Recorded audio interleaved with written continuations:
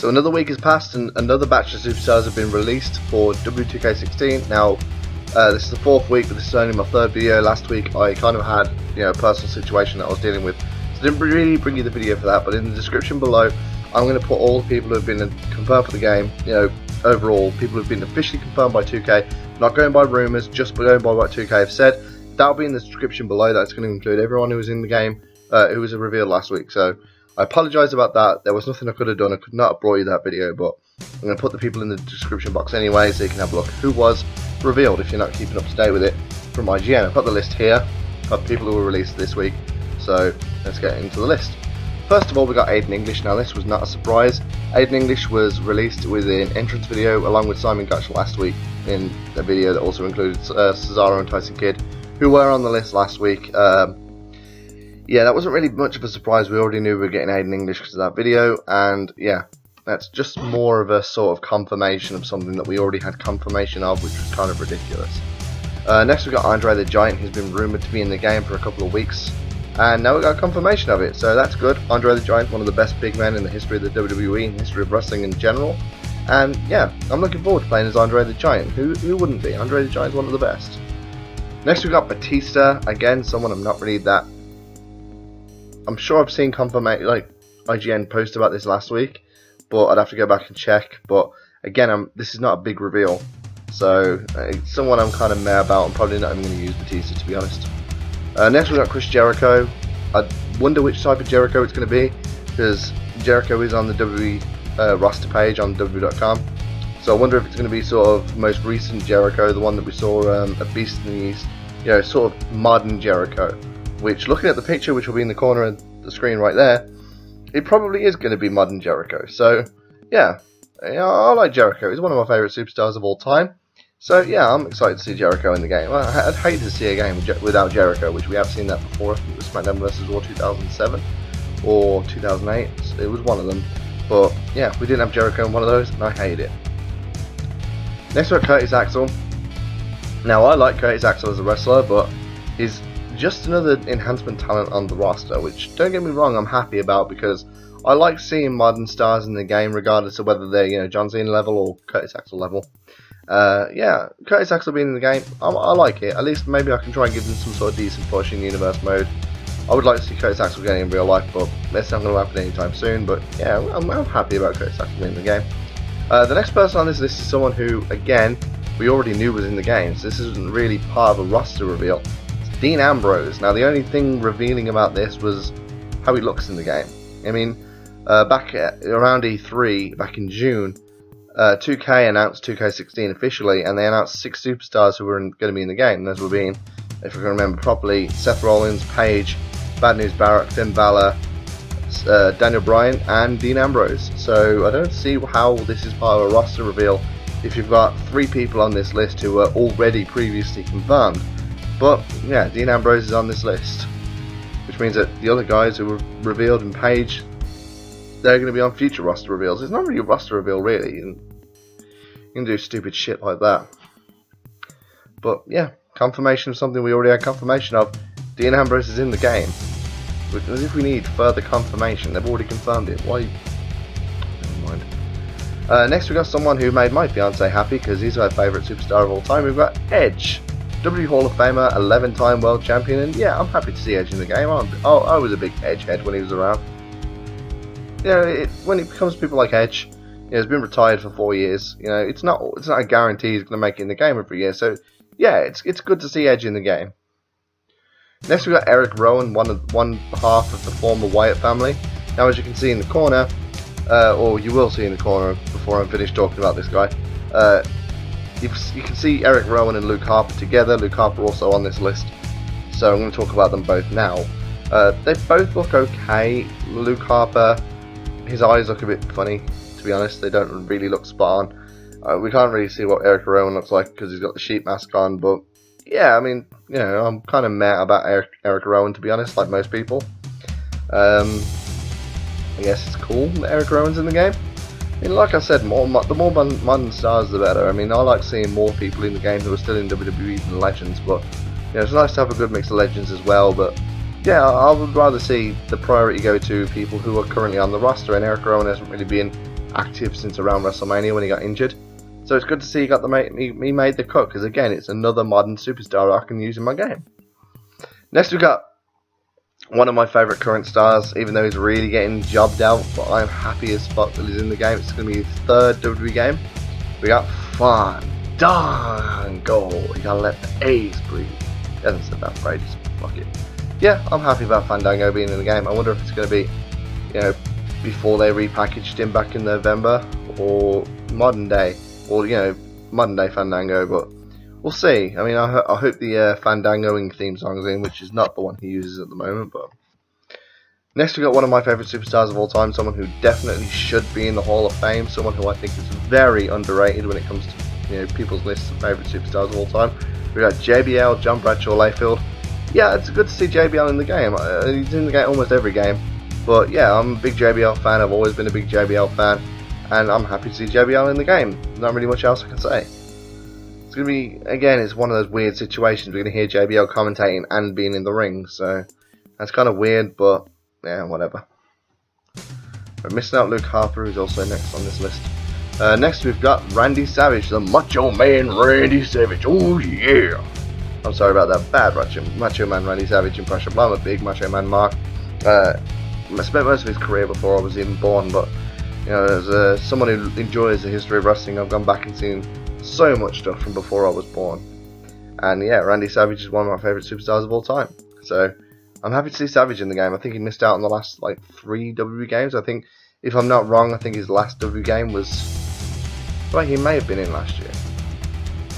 I'm not sure. He may have been in last year, I can't remember. But yeah, it's good to see Randy Savage in the game. It's always good to see Savage in the game. Yeah, he was in 2K15 as NWO Randy Savage, but this is the Macho Man Randy Savage, so this is the first time Macho Man gimmick Randy Savage has been in the game since 2K14. So next we got Natalya, the daughter of the niece of my favourite superstar of all time, which is Bret Hart. Natalya, in my opinion, is one of the best pure female workers in the WWE today, and yeah, I'm happy to see her in the game. So yeah, that's fantastic. Next we got Ravishing Rick Rude, so it's not going to be, you know, DX Rick Rude where he wore a suit, it's all serious. It's not going to be WCW Rick Rude, it's going to be Ravishing Rick Rude. It's going to be the Rick Rude that was the Intercontinental Champion and feuded with the Ultimate Warrior for the WWE title. So yeah, that's great. Rick Rude is one of the best pure wrestlers the WWE have had, and yeah, I'm excited to see Rick Rude in the game. Next we got R-Truth, who in my opinion, looking at the build of all the people we've seen so far, honestly looks one of the most spot on people who've been announced for the game so far, and we've actually seen their in-game models. His face, you know, the way he looks is just, it's spot on. It looks just like R-Truth. Again, it's somebody else who's been very underused in WWE, and you know, I'm a big R-Truth fan, and yeah, it's good to see R-Truth in the game. Next we got someone who really wasn't going to miss the cut anyway. We've got Ryback. A lot of people are hit and miss on Ryback, but yeah, I'm a fan of Ryback. I mean, you know, he's not the best. He's, from what I hear, not the safest worker, but I like Ryback. I think he suits his character quite well. I've been a fan of Ryback for a few years, and yeah, it's good to see Ryback in the game. He was going to be in the game anyway, there's not any doubt about that. But speaking about someone who I am meh about, someone who I'm not really a big fan of, and someone who really shouldn't be in the game, we've got Santino Marella. Now, I know a lot of people are fans of Santino. I'm not. I mean, I don't even see why he's even in this game. I mean, he's been retired for about a year and a half now, something like that. He retired from the ring for injuries, and he's not like, it's not like he's a legend. He's just Santino, you know. If you put Santino in the game a year and a half after he retires, where are we going to stop? We're going to put the Boogeyman in next? We're going to put in fact, the Boogeyman would actually be more relevant to put in the game, considering he was in the Royal Rumble this year. So he's more relevant than Santino is, and Boogeyman makes sporadic WWE, you know, network appearances. So yeah, I use the Boogeyman as an example of how ridiculous putting Santino in the game is, but Boogeyman's more relevant than Santino is. Next we got Sergeant Slaughter, someone who probably should have been announced a few weeks back when they announced General Adnan and Colonel Mustafa, but from the looks of it looks like it's pro-USA Sergeant Slaughter, so maybe we're going to get the Iraqi sympathizer as, you know, either DLC or an alternate attire. My guess would probably be alternate attire. I mean, you can't really have General Adnan and Colonel Mustafa as part of the Triangle of Terror group without having Iraqi sympathizer Sergeant Slaughter. It just wouldn't work. So yeah, hopefully it's going to be alternate attire, because it really wouldn't be it wouldn't make a lot of sense to have Colonel Mustafa and General Adnan taking up 2 of those roster spots if you didn't even have the 3rd member of the Triangle of Terror. You know, Iraqi sympathizer version of Sergeant Slaughter. It just wouldn't work. Next we got Simon Gotch. I've already talked about that. Confirmed last week in a video, an entrance video with Aiden English. So again, that's the 3rd person who was already confirmed for this game that we got reconfirmation of. So I don't really get that at all. Next we've got Stephanie McMahon, and the thing that sprung out to me, as you can see in the corner here, Stephanie is wearing her SummerSlam 2014 attire, which is something we've never seen in the game before. The last time Stephanie was a playable character in a WWE game was, I think, WWE 13, and she was 2000 Stephanie McMahon, so it seems like we've got modern day, 2014 authority Stephanie McMahon, which I'm happy about. If Stephanie was in the game, that would be the one I would pick. Yeah, Stephanie McMahon seems like 2014 Stephanie McMahon's in the game. Maybe we're going to get sort of 2000 Stephanie McMahon when she was a women's champion as an alternate attire, but yeah, that's the confirmation we've got so far. 2014 Stephanie McMahon. Next we've got 2 more people, 2 people who definitely weren't going to miss the cut anyway. We've got The Rock and we've got The Undertaker, 2 of the most prolific superstars in the history of WWE, 2 of the most well-known superstars in the history of the WWE. The only one of these 2 we've actually got an in-game image of is The Undertaker, so we don't know how The Rock looks. To be honest, The Undertaker kind of looks stoned. I don't know whether it's just me, but he looks a bit stoned in his picture.